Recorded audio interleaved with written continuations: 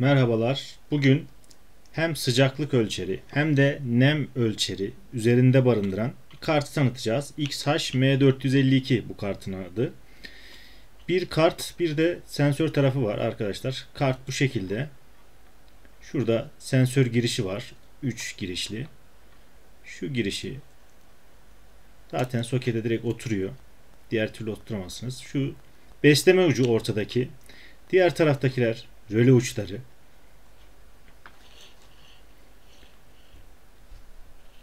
Gözüküyor mu? Evet. Bakın. Artı ve eksi. 12 voltla çalışıyor arkadaşlar bu kart. Hassasiyeti çok iyi. 0,1 derece. Hem sıcaklıkta hem de nemde. Gayet iyi. Bugün bunu anlatmaya çalışacağız. İlk başta bir cihazımızı çalıştıralım. 12 volt verelim. Ters gerilim verseniz de arkadaşlar koruması var. Sadece çalışmıyor.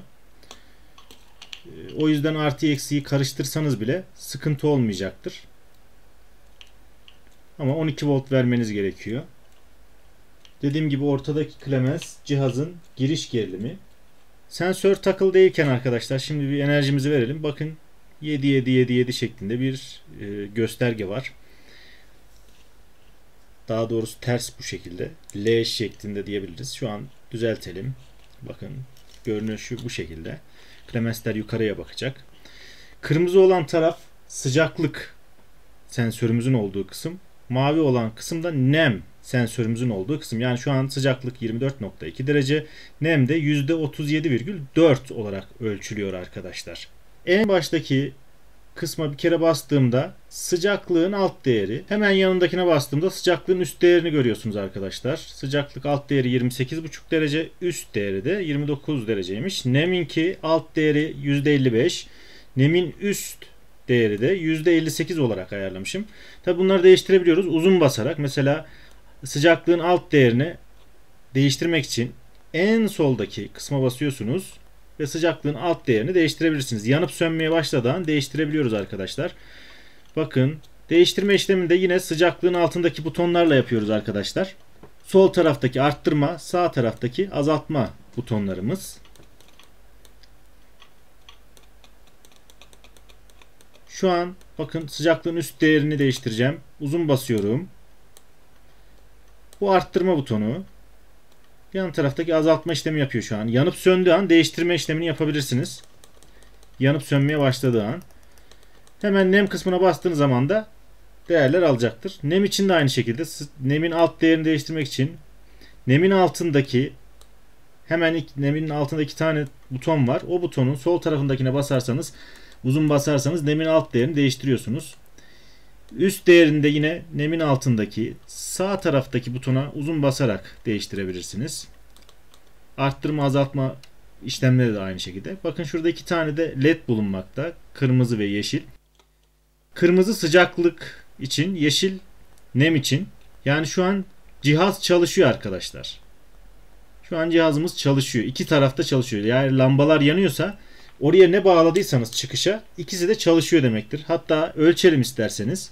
Bakın kısa devre, yani şu an herhangi bir cihaz bağladığımızda çalışacak demektir. Bakın ikisi de kısa devre olduğu gözüküyor. Sıcaklığın alt limitini değiştirdim bak arkadaşlar. Kırmızı led söndü. Bakın yeşil hala yanıyor. Ötüyor. Bakın burası ötmeyecek. Neden? Çünkü sıcaklığın değerini değiştirdiğim an artık kendini kapattı devre. Tekrar aynı değerleri alıyorum. Evet, kalibresini nasıl yapıyoruz? Bu sefer de sıcaklığın altındaki iki butona uzun basarsanız kalibrasyon yapabiliyorsunuz arkadaşlar. Bakın eksi 1 derece diyelim ki fazla ölçüyordu. Eksi 1 ayarladığımızda arkadaşlar. Şu an bakın ölçüm kaç? 23,3. Az önce 24,3'tü. Tekrar düzeltelim bunu.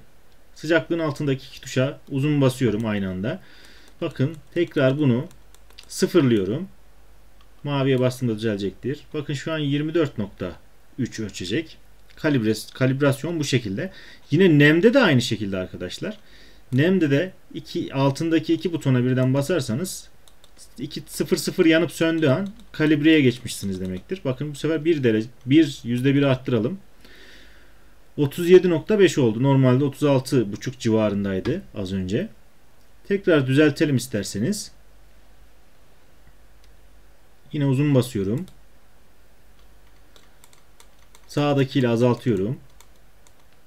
Kırmızı tarafa bastığımda da tekrar düzelecektir ekran. Bakın 36.4, 36.5 civarında nemimiz. Şimdi bunlara cihaz nasıl bağlanıyor? Biraz da bunlardan bahsedelim. Bakın soğuk buhar makinemiz arkadaşlar, bir tane priz aldım ben. Neden? Şu şekilde kullanamıyorum. Bana 2 tane kablo lazım. Amaç oradan 2 tane kablo çıkartmak. Yani o prizin amacı, tek amacı o. Lambamız var. Sıcaklık tarafına takacağız arkadaşlar. Yine oradan da 2 tane kablo çıkarttım. Kablolar, yani kablosu kısaydı lambamızın duy tarafındaki. Bir tane 220 volt kablo aldım arkadaşlar. Bu kabloyu Clemens'le fazı ve nötrü ikiledim. Bakın. Normalde tek faz, tek nötrken çift faz, çift nötr yaptım. Bu devrede lazım olacak. Zaten bunu resim olarak da size göstereceğim bağlantısını.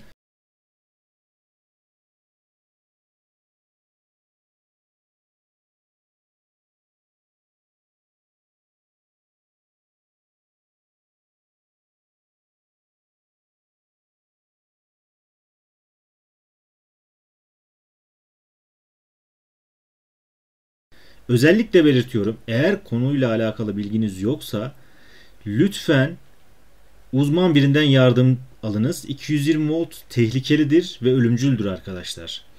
Tekrar ediyorum. Bilginiz yoksa lütfen kendiniz yapmayınız. Uzman birinden yardım alınız.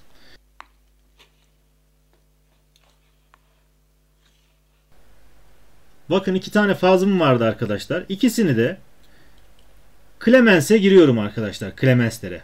2 fazı da gireceğim. Bakın ilk baştaki nem tarafına girdim fazın birini. Çiftlemiştim ya fazı. Fazın diğerini de yine arkadaşlar bu sefer sıcaklık tarafındaki Clemens'e giriyorum. Şu an girişimi yaptım. Bakın bu da cihazımızda bir sarı, bir tane de gri bir kablo var. Cihazımızı da giriyorum Clemens'e arkadaşlar. Şu an ne oldu? Faz girdim. Cihazın bir kablosunu girdim. Nötrle cihazın diğer kablosu boşta kaldı. Bunu unutmayın. Şimdi yine lambanın da, lamba tarafında da bir sarı bir gri kablo var. Sarı tarafındaki, çok önemli değil, ben karışmasın diye renkleri bu şekilde yaptım. Sarıyı giriyorum arkadaşlar Clemens'e. Girdim. Boşta kalanlar bakın cihazlardan, lambadan bir gri uç kaldı. Yine soğuk buhar makinesinden de gri uç kaldı. Ve nötrler şu an boşta kaldı. Clemens'le arkadaşlar, bakın Clemens'le, çünkü işimizi düzgün yapalım. Yalıtımımızı da yapacağız bundan sonra. Clemens'i alıyorum. Bir, lambanın gri ucunu bağlıyorum Clemens'in bir tarafına. Yani ne yapıyorum ben burada? Nötrle bunu birleştireceğim. Bir tane nötr alıyorum. Birleştiriyorum.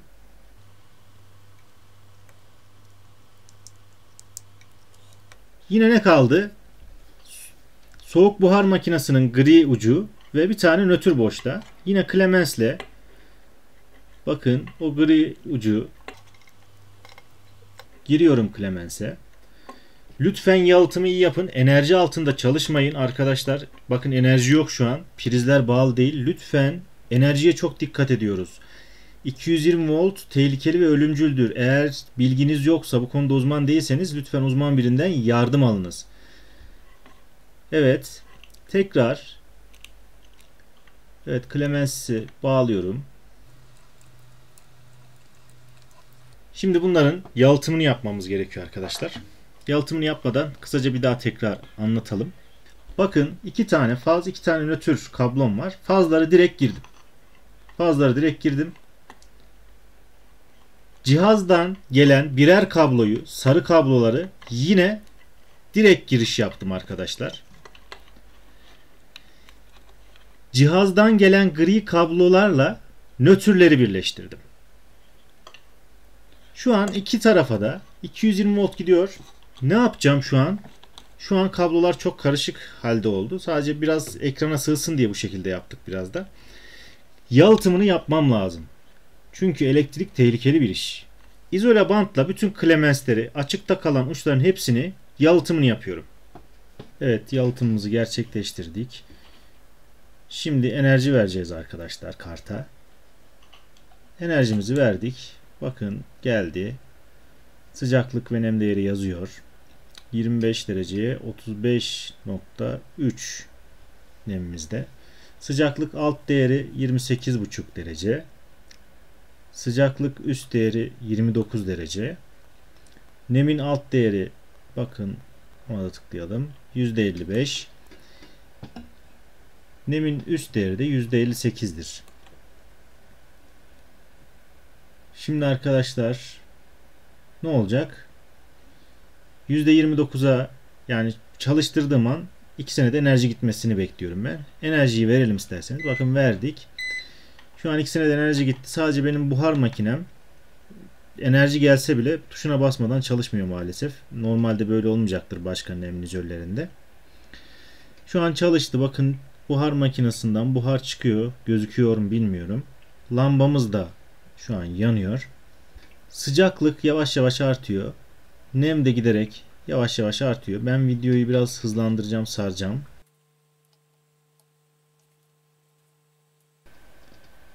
Evet, nemin de giderek arttığını görüyorsunuz. Bakın 40 küsür. Sıcaklık 25.4. Şu an video hızlandırılmış durumda arkadaşlar. Nemi biraz daha üstüne doğru tutuyorum. Ama istediğim verimi alamadım daha. Çünkü %58'e gelmesi lazım. Biraz arttırıyorum buhar makinesinin gücünü.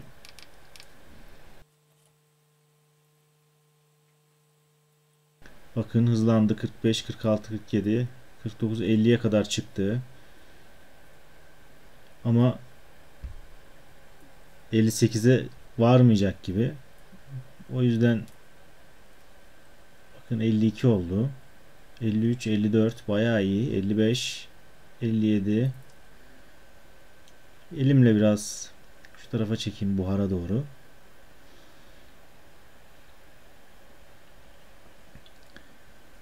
Elimle kaldırıp direkt buharın içine tutuyorum. Nem iyice artsın diye. Evet, arttı. Bakın %60'ları gördü ve kapandı.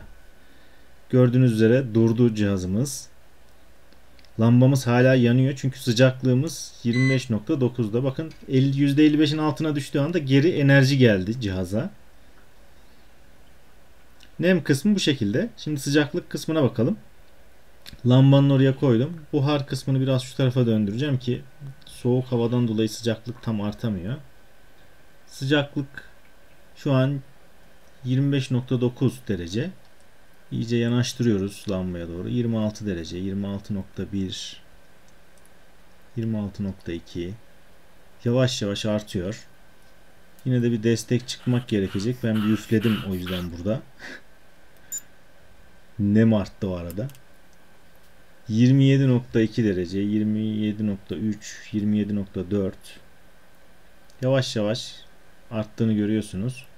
Tabi bu bir kuluçka sisteminin içinde olsa veya kapalı bir kutuda olsa daha hızlı artacaktır. Hem nem için hem sıcaklık için bu geçerli. Şu an boş bir ortamda olduğu için hızlı artmıyor. Ben videoyu hızlandırıyorum. 28.4.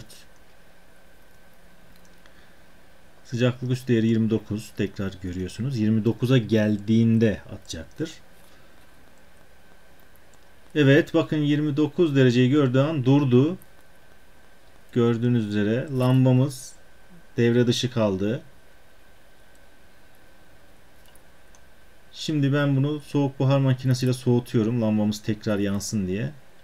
Şu an sensör hala sıcak. 28.5'a geldiği an tekrar yanacak. Bakın 28.6 ve 28.5'da lambamız da tekrar yandı.